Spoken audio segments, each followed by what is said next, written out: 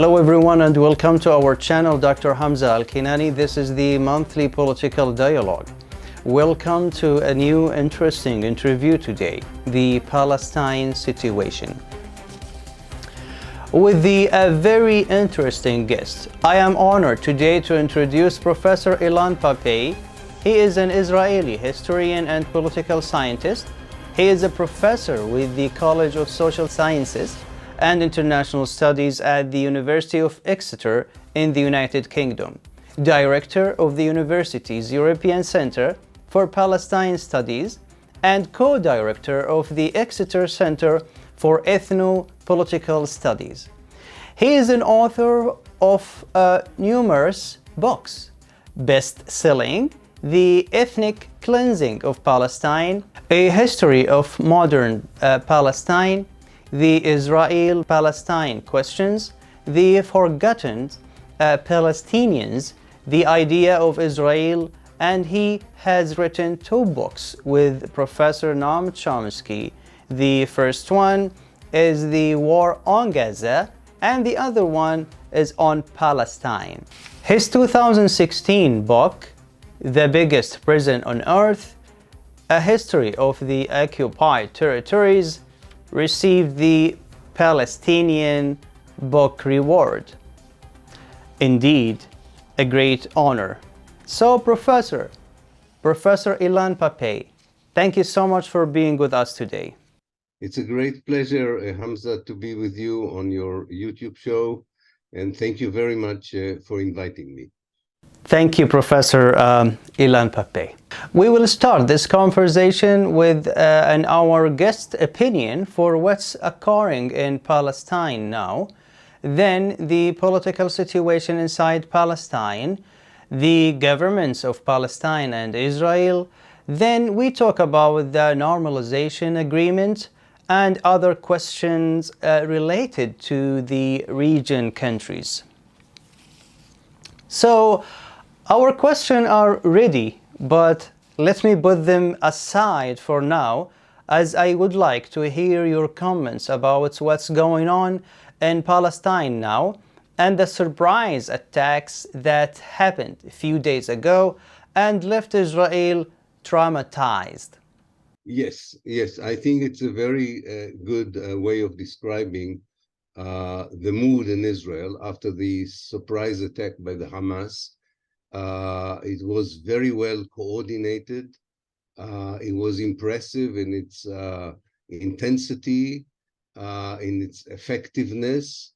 I guess that even those who planned the attack did not expect to be so successful as they were, both in terms of the number of Israeli citizens and soldiers that they have captured and moved to the Gaza Strip, or with the relative ease with which they crossed a barrier which was built with billions and billions of dollars by Israel. And you know, Israeli ministers used to take guests from abroad to show them this barrier as the cutting edge barrier in the world. Like nothing, they said nothing, not even a bird can cross the barrier without our attention, and that all has collapsed. So in terms of the initial stages of this operation by the Hamas, of course, it's a great success, traumatized Israel like never before. Maybe it's comparable to the surprise attack by Egypt and Syria in 1973. But I think it's even deeper than that surprise attack in many ways. Because after all, in 1973, these were 2 regular armies that surprised Israel. So society said this can happen, you know, but Israel always described the Hamas as a small terrorist organization that cannot do too much harm, and they were really taken by surprise. The problem, of course, is what's going to happen next.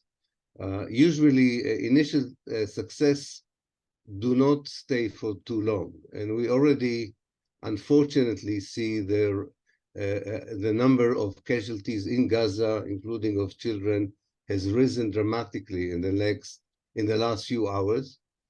I think Israel contemplates for the first time since 2006, seriously contemplates of reoccupying the Gaza Strip. I don't know if they will do it. It's very clear that there is a big debate within the Israeli policymakers whether to do that or not. The biggest fear, I think, for them is not only that the Hamas resistance would cost a lot of life and that this could also affect the high number of already hostages that the Hamas has in Gaza. I think the biggest fear is that a land attack, land invasion into the Gaza Strip might trigger also a campaign in the north between Hezbollah and Israel. And I'm not sure they want to have a war on two fronts where the main battle would be in civilian areas. You know, these are not the old conventional battlefields you had in the desert between tanks and so on. This is the civilian space on both sides. Civilian spaces where we fight. It's very difficult to know where it's going. One thing is clear, and with this I will end my answer.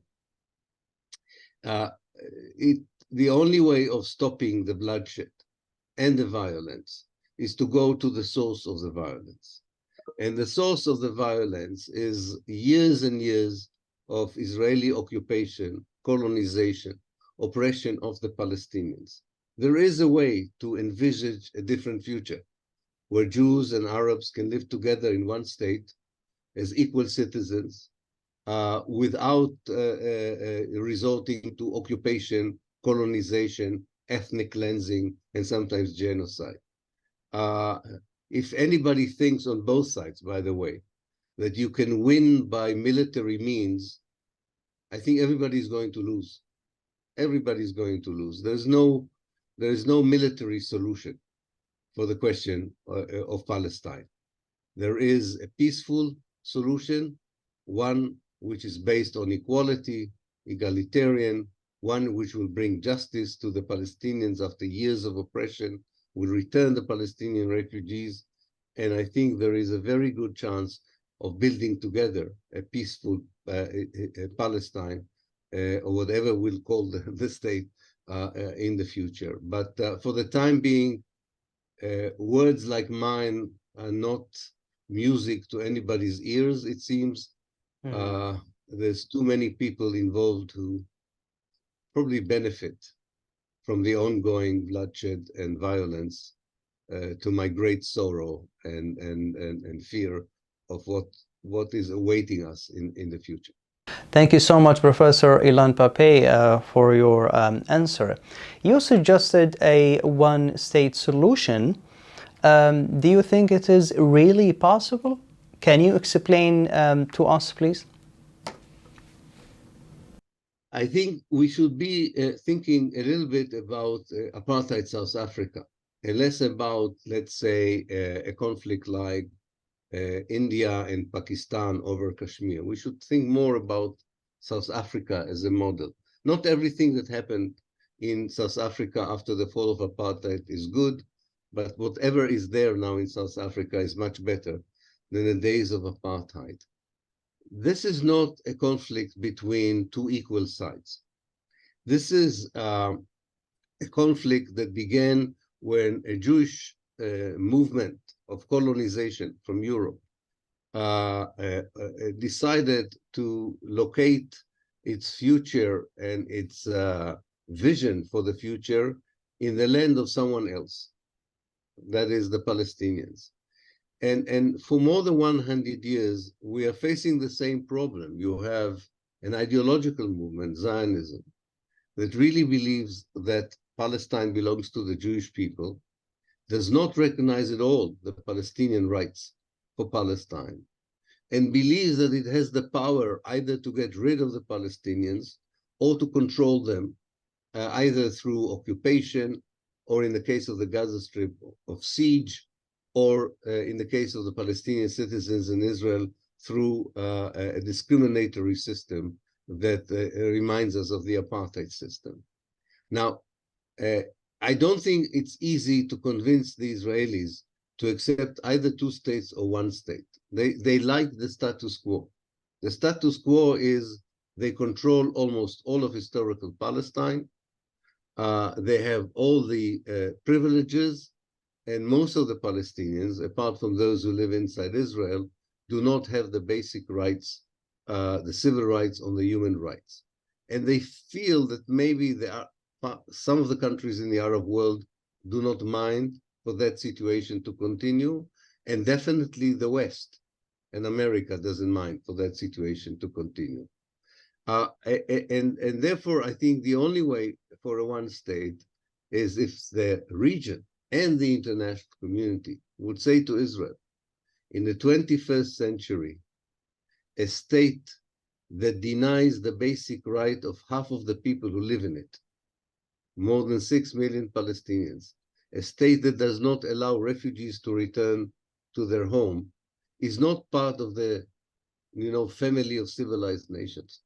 It is a state that the international community would not accept, as it did not accept apartheid South Africa. So I don't think, unfortunately, that the Israelis would be persuaded by sweet words or by a dialogue. However, I don't think that Israel can be defeated militarily. I think that it's very important for the international community that, by the way, bears responsibility for the Palestinian catastrophe, because he wanted to solve the problem, the real problem of anti-Jewishness or anti-Semitism in Europe at the expense of the Palestinians. So the international community has responsibility.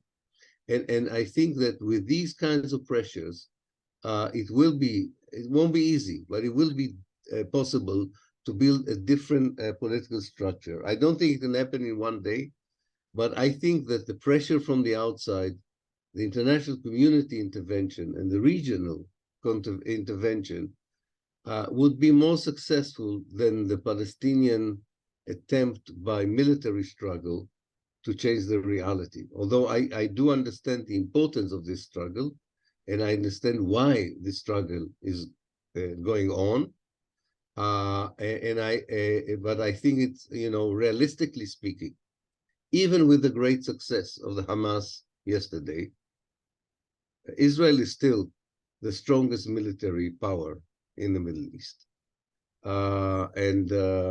This is something to think about.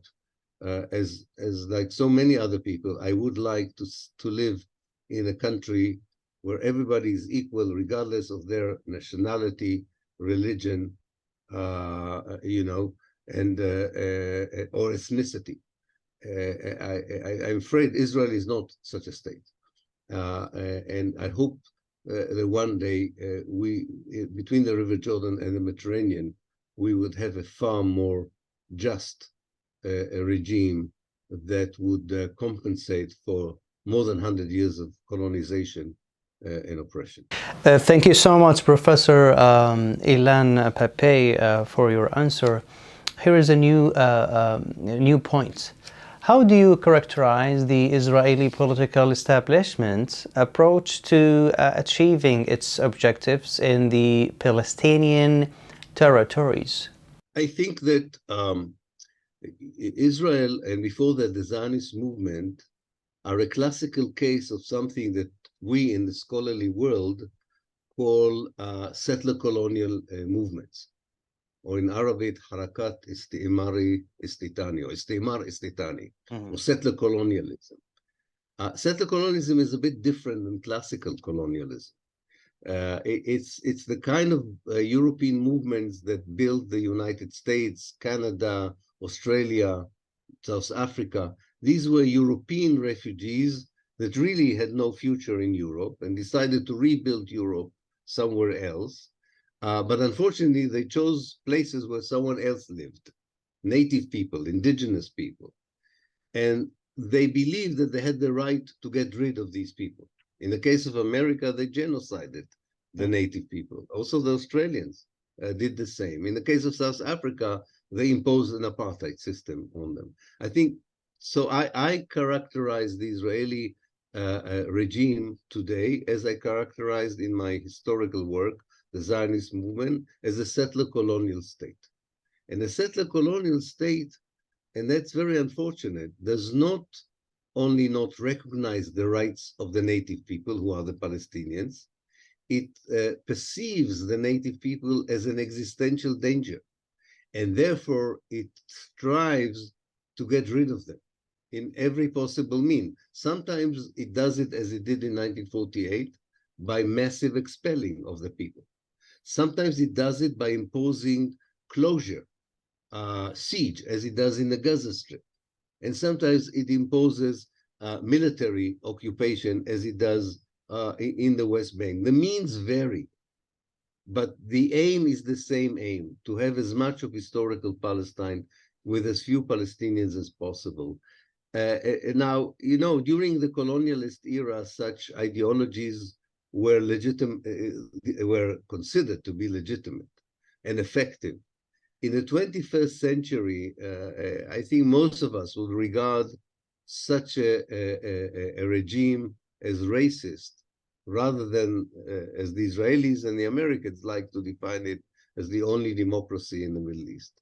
It's not the only democracy in the Middle East. It's a democracy for the Jews, undoubtedly. I'm an Israeli Jewish citizen. I enjoy democracy. I enjoy democratic rights in Israel. But all my Palestinian friends who are citizens or are under Israeli rule do not enjoy at all democratic rights. In fact, they are suffering from, in certain cases, from a regime that in many aspects is even worse than what apartheid South Africa was. Thank you so much, Professor Ilan, for your answer. Since you mentioned the democracy, actually there is a question with two parts. After many books you have written about Palestine, do you consider Israel as a democratic state? Are there any indications that convince Arab and international countries that Israel will be qualified to be a peaceful and democratic state? I think that as long as the occupation continues in its various forms, Israel doesn't occupy in the same way every part of Palestine. Mm-hmm. It treats the Gaza Strip differently than it treats the West Bank. And in the West Bank, it treats differently different areas in the West Bank. And it treats differently Jerusalem, East Jerusalem, than it treats the West Bank and the Gaza Strip. And then it has a different policy towards the Palestinians who are citizens of Israel in the pre-67 Israel. But in all these cases, the basic civic and human rights of the Palestinians are not respected, are abused, and are violated. And I include in this also the violation of the right of the Palestinian refugees to return. So I think when a regime denies basic rights for half of the people who live in the country that is called Israel or Palestine, it doesn't matter, Greater Israel actually, because it includes now the West Bank, it doesn't qualify as a democracy.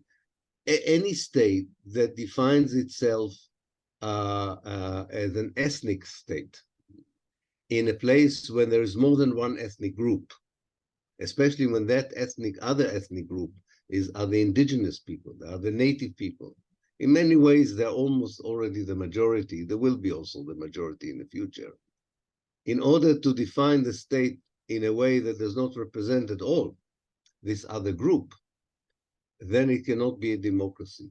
You know, Dr. Hamzah, for many years, I tried to convince people that this is a situation, and it was not easy to do it because the Israeli legal system was very careful not to legalize that kind of regime.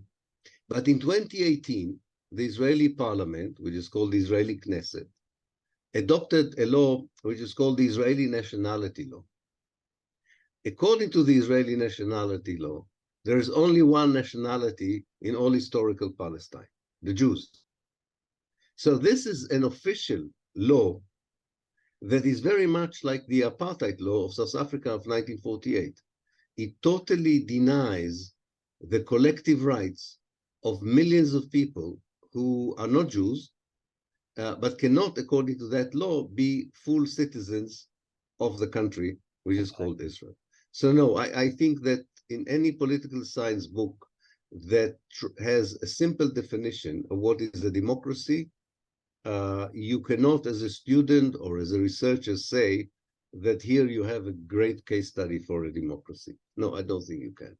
Thank you so much, Professor Ilan. Actually, from one of your previous interviews, you said that occupation is not the accurate word to describe the reality in Israel, the West Bank and Gaza.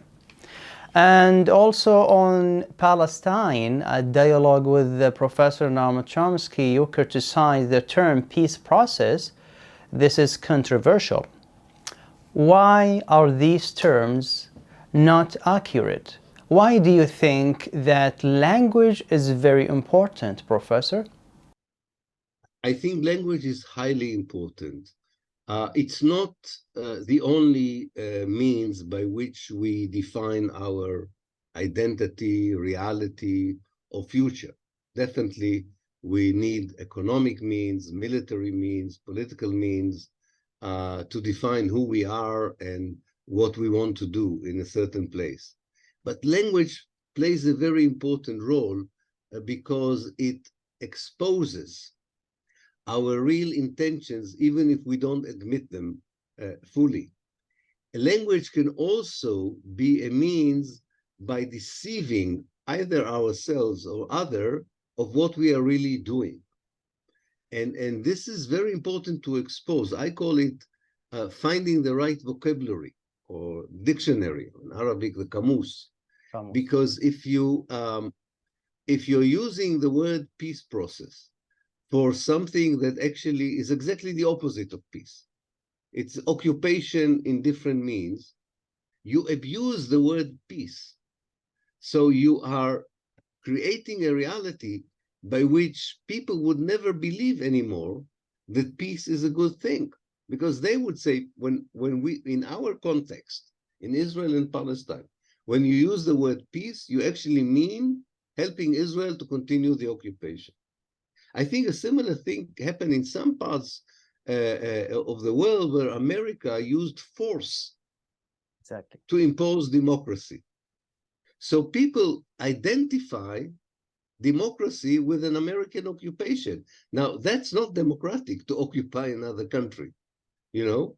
And I think this is why it's very important to be accurate. We are not going for peace. Maybe one day we will. But what we are seeing here is what I described before. We have here a situation of settler colonialism. Israel colonizes Palestine and the Palestinians. So in order to stop the colonization, you need to start decolonization, not peace, decolonization. You know, I sometimes say that when Israeli talk about peace, it's like peace between the rider and the horse. The horse doesn't have any say whether with the rider, you know, or even worse, actually. Maybe that's not a very good metaphor. I'll use even a better metaphor. It's like someone puts you on the ground and puts the boot on your face and says, let's make peace now. This is not a situation for peace. You say, no, first of all, remove the boot from my face, and then we might talk about peace.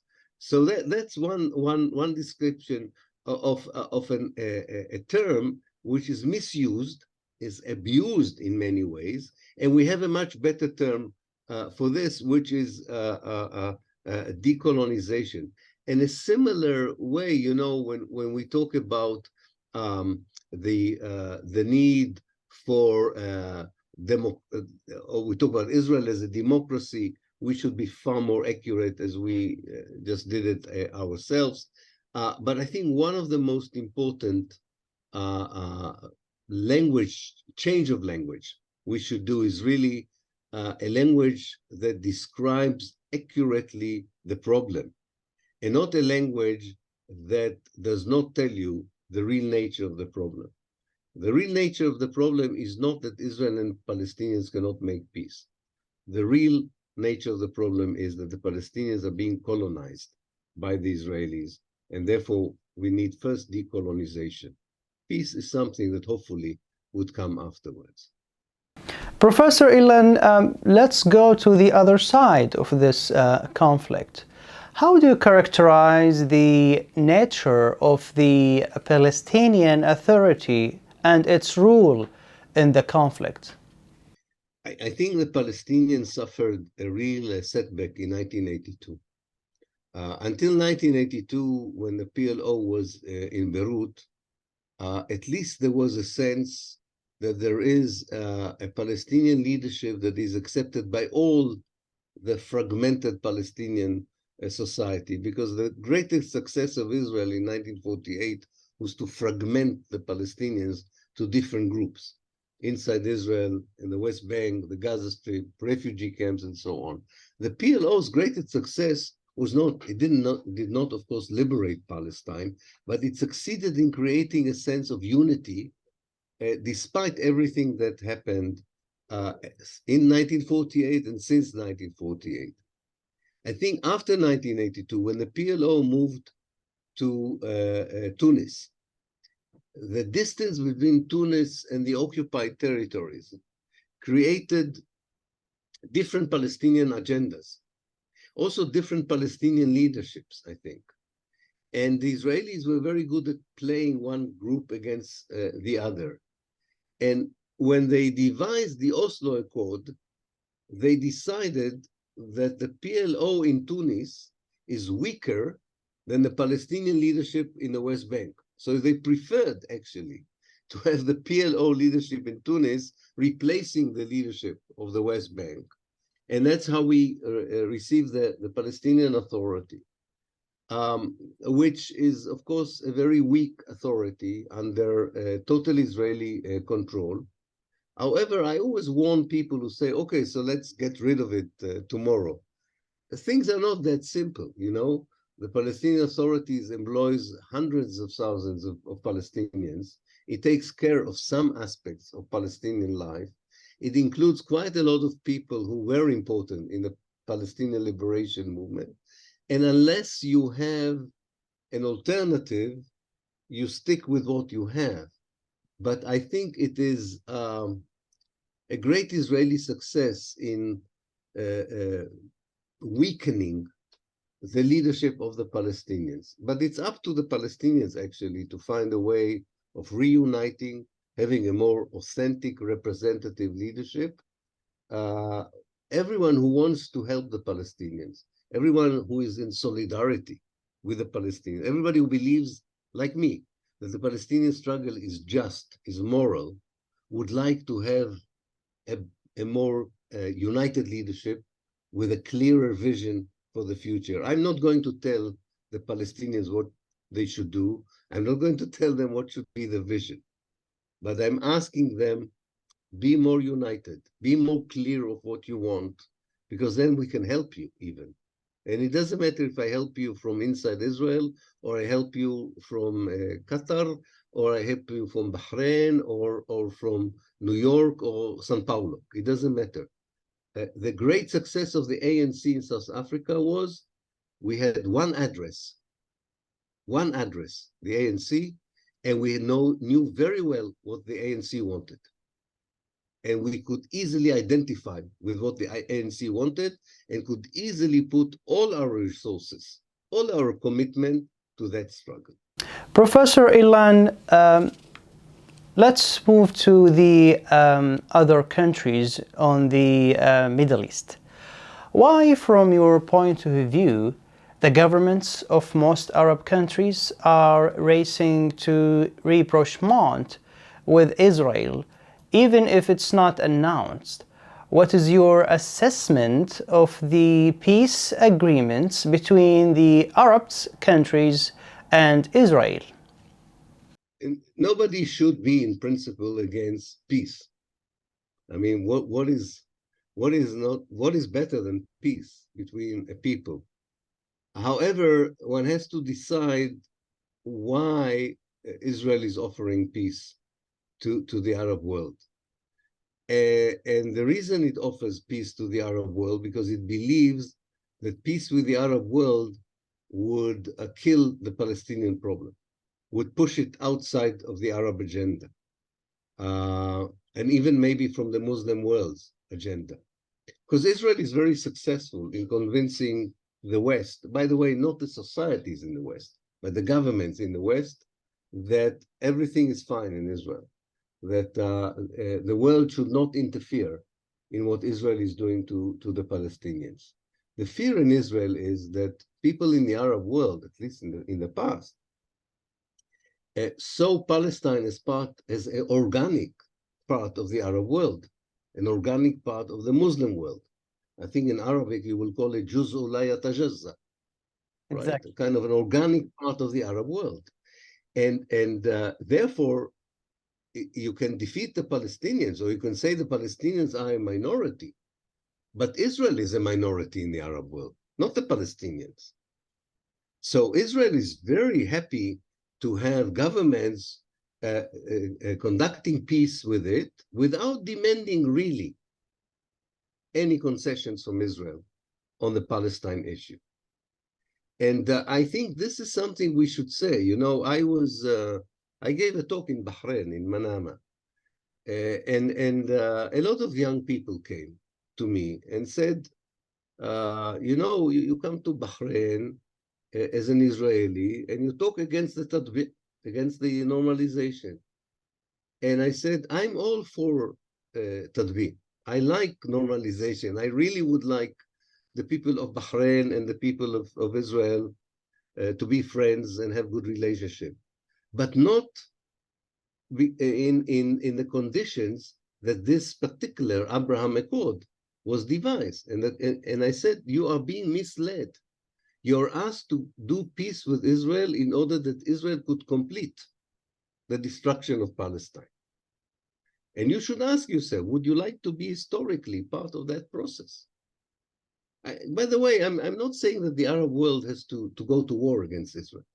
Believe me, I know as an historian that sometimes you can force processes without military force. You can do it with economic force. You can do it with moral force. It's not all about war. If the Arab world and the Muslim world would send a clear message to Israel, you know, we have nothing against the presence of millions of Jews in Palestine. We accept that you are part. You're also juz'u la yatajazza. You're also part of the million. We don't want to kick you to the sea. We're not like the Iranians. We don't say go back home to Europe. But we want you to be part of our world, not against our world. And the only way you can be part of our world is when you allow the Palestinian equal rights in what used to be historical Palestine. In any other condition, you will continue to be aliens, strangers in the area. It's not good for the area, and it's not good for you. Exactly. You're not part of Europe. You're not. You're part. You decided. By the way, the Arab world did not invite you. You decided. You decided to come to the Arab world. Yes, the Arab world has a lot of problems, but so be part of the search for solutions. That's fine. I think. By the way, I think the millions of Jews who live today in Israel are very capable people. They can really help solve a lot of problems, but not within the ideology of Zionism. Within the ideology of Zionism, there will always be aliens, strangers in the Arab world. Thank you so much, Professor. We can tell that Israel has a strong influence on many governments, especially the U.S. foreign policy. And the question is, our relation with Israel a strong key to achieve power, or at least remaining in power? Is it a corridor to the White House as well? Yeah, I think historically even when we start with the first Arab country that sought normalization with Israel, which was Egypt under President Anwar Sadat in the late 70s, and then Jordan under King Hussein in 1994. So even before, even before the Abraham Accord, there is a common thread to the reasoning that one can find behind the decision of countries such as Egypt and Jordan, and later countries in the Gulf, or even Morocco, and who knows, maybe in the future also Saudi Arabia. And the reason is that there is a strong belief that Israel is the key or the corridor to Washington, to the United States. There is, I wouldn't say an exaggerated, I think they are right, that Israel has a huge influence on American policy. In that respect, the analysis is correct. If you are friends with Israel, you're friends with America. There's no doubt about it. I don't think they're miscalculating here. The question is, if you look at American involvement in the Arab world since the Second World War, you have to ask yourself, was this involvement for the benefit of the Arab people? Did this contribute to stability? Did it contribute to prosperity? Did it create a more peaceful Arab world? Or didn't the American intervention in the Arab world created more disorder, disunity, sectarianism, and used the Arab world for America's own imperial interest in the world? If you look at this from this perspective, as I would look at it, I cannot understand why you want to be such a strong ally with America. I understand some people in the Gulf say to me, you don't understand how fearful we are of Iran. But, after the Iranian and Saudi deal, I find it a bit curious to say that Iran is such a big danger to the Arab world. By the way, I think the Iranian regime is talking a lot. I don't think it has the kind of power even Iran thinks that it has. I don't want to offend anyone in Tehran, but I don't think they're very good in rhetoric, but I don't think that they're powerful. And definitely the whole idea that Iran would have a nuclear weapon and use it is ridiculous. Where would they use it? If they use it on Qatar, half of Iran will be gone. You cannot use nuclear weapons in the Middle East. As we know from history, apart from the American use of nuclear weapons in Nagasaki and Hiroshima, countries use nuclear weapons as deterrents. The whole idea of a nuclear weapon is that you have it so that you don't have to use it, not because you want to use it. And Iran feels vulnerable. So it thinks that if Israel has nuclear weapons, it can always be more dangerous to the Iranian regime, and the Iranian regime will be more protected if it had nuclear capacity. But I don't think this nuclear capacity is directed against the Arab world and so on. But so I think these are the main reasons, the United States and Iran. I also think that there's something in the economic system of the world that is run by America and is challenged by the Chinese, by the way, in an interesting way, that the political economy of the world is such that for the time being, if you want to remain affluent and rich, you need very good relationship with the United States.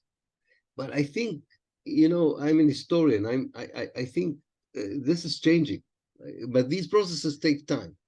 I don't think in the future, forever, we will run our life according to the American dollar. I'm not sure at all. I'm not sure at all. The financial markets undergo some dramatic changes, including the internet or the bitcoins and similar currencies. The Chinese economy is very strong. The Indian economy is very strong. The European Union is not weak economically. So this whole idea that, if you want to be part of the global capitalist system, you have to be part of America, of the American alliance. I think will be questionable in the future. Thank you so much, Professor. Does Israel have a strong influence on many state policies, especially U.S. foreign policy? How and why? Yes, I think Israel has a clout, has influence, especially in the United States. First of all, because it has a very strong lobby that was already there from the end of the First World War. It's a very veteran lobby. Sorry for interrupt. Do you talk about the AIPAC and G Street lobbies? But AIPAC started in 1952. Even before AIPAC, there was already a very strong Zionist lobby in America. But that's not the only reason why Israel is so influential in America. People tend to forget a very important group in American politics, and these are the Christians, fundamentalists, or sometimes we call them Christian Zionists. They exist from the beginning of the 19th century. These people, who are millions and millions of Americans, they really believe that the creation of the Jewish state is just one stage before the coming back of the Messiah, in their case, Jesus, the resurrection of the dead. So for them, it's a religious imperative to support Israel, and sometimes they're even more important than the Jewish lobby in America. The third reason is that, and this is something that is good to follow, whether it will be like this in the future. Until now, the United States thought that Israel is a great asset in its strategic imperial view of the world, that it can be a military base for American actions, either in the Middle East or even further away, It's very interesting to hear voices among Americans who are not pro-Palestinians, who are not pro-Arab, but they're beginning to ask whether Israel is an asset or a liability strategically. It's not very clear. So I think historically you had these three pillars: the Jewish lobby, the Christian lobby, and the kind of imperialist lobby, if you want to call it, in America. I would say that the American society is far less pro-Israeli than it used to be. Far less pro-Israeli, especially the younger generation, including the younger Jewish generation in America. They have very serious doubts whether they want to support Israel because they know too much of what goes on in Palestine. Thank you so much, Professor. Let's talk about the Abraham Accords. Israel is still committed to the two-state solution on paper. Do you think that after the so-called Abraham Accord, there can be a Palestinian state according to the 1967 borders?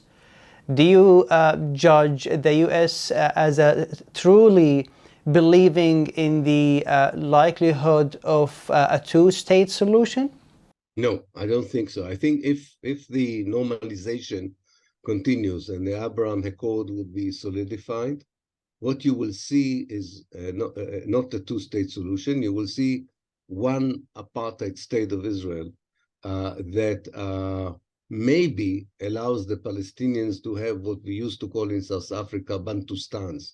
These are small autonomous enclaves within the Israeli system. No, I think the Israeli political system, this is not, by the way, only the Netanyahu government.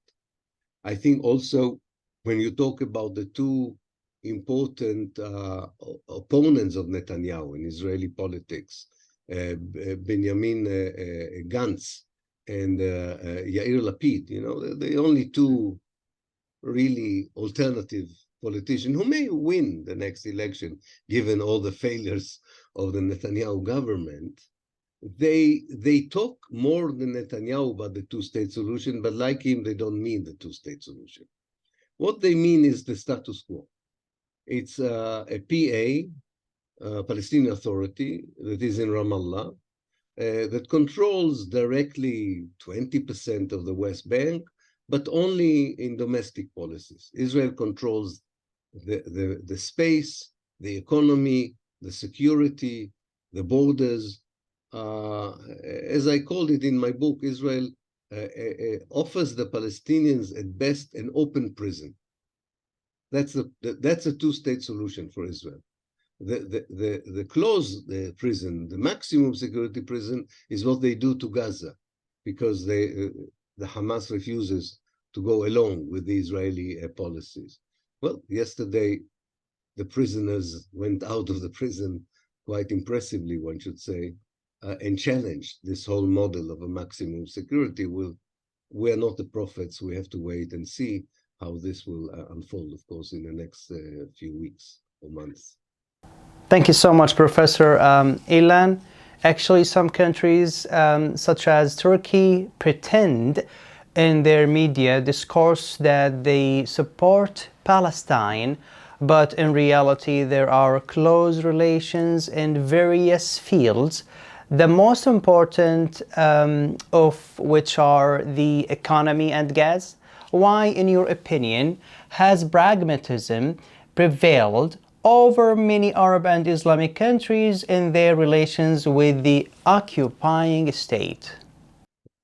That is a very good question. I think that one of the main problems for these countries that you mentioned is that if they had a pure democratic system and would have asked their citizens, what would you like our policy towards Israel to be, I think most of the people who live in these countries would say, we would like you to take a tough position towards Israel and support more fully, and not just pragmatically, morally, support morally the Palestinian struggle for liberation.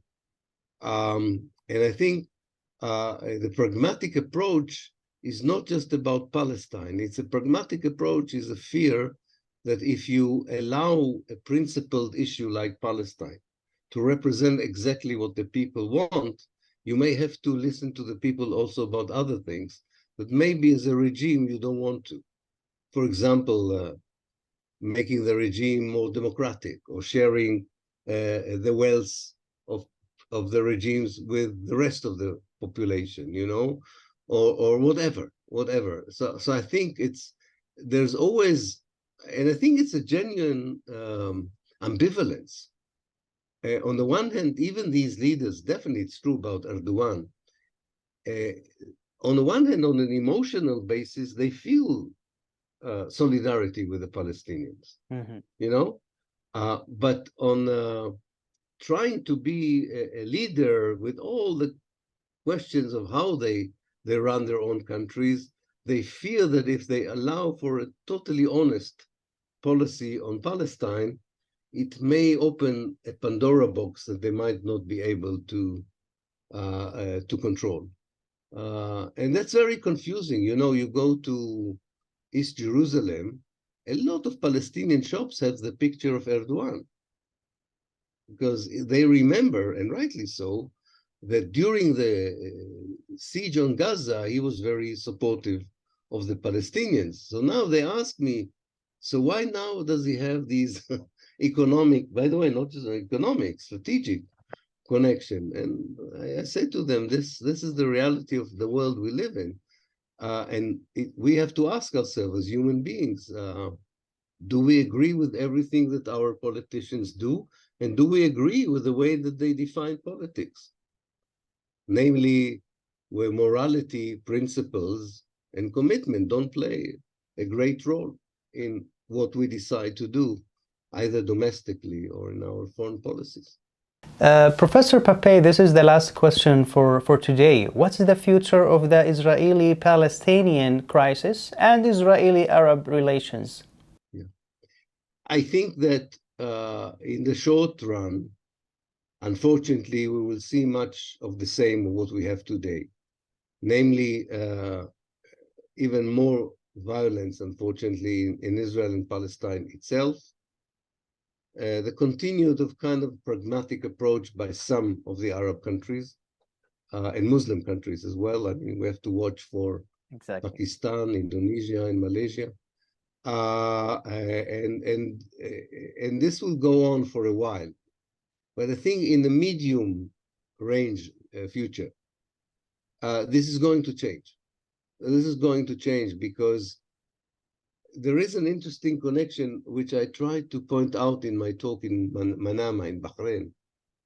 I said, you know, when the Israelis look at the Arab world and the Arab world says Israel is okay, we have no problem with Israel, they always vote for the most extreme right-wing party.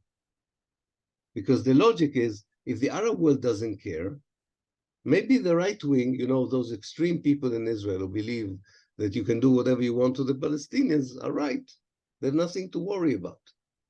So the more the normalization will continue, the more extreme Israel will become. But this is only part of the process. The more extreme Israel becomes, it will be more difficult for the world to accept it as the only democracy in the Middle East. So I think in a kind of a, you know, kind of like a checkmate game, the first two moves are not important. What is important are the last ones. And I think in the end of the day, there will be a liberated Palestine, a decolonized one. My only hope is, you know, I'm nearly 70, so I don't think I will see it. But my only hope is that this would not be with a lot of violence. For the sake of everyone, that the transition to a more democratic, more decolonized place would be as peaceful as possible. I do hope so, inshallah. Professor Pappé, at the end of our meeting, if you have a last word to our channel and our fans. Thank you so much for your kindness and your generosity to be with us today. It's a great pleasure to be on such a unique channel, to talk to people that I think usually cannot hear my voice always. So I'm really thankful for the opportunity. And I really want to say, and maybe this is the most important thing, I'm not the only voice in Israel who thinks that way. We're not a majority. We're not a majority. We are a minority. But it's important even to have that minority of people who were born in Israel and then believe that Israel belongs, and Palestine, are part of the Arab world, who know the history of the Arab world, understand it, want to be part of it, want to be part of its problems and part of its solution. And I think this is an important message because sometimes people tend to identify a state with all the people who live there. Yes, there are some bad states, but not all the people who live in those bad states are bad people. I think that's very important to remember. I'm deeply appreciative again, Professor Ilan Pappé. Thank you to you also, our dear followers. Until we meet again, here is Hamzah Alkinani to enrich the mind, not to arouse emotions. Thank you so much.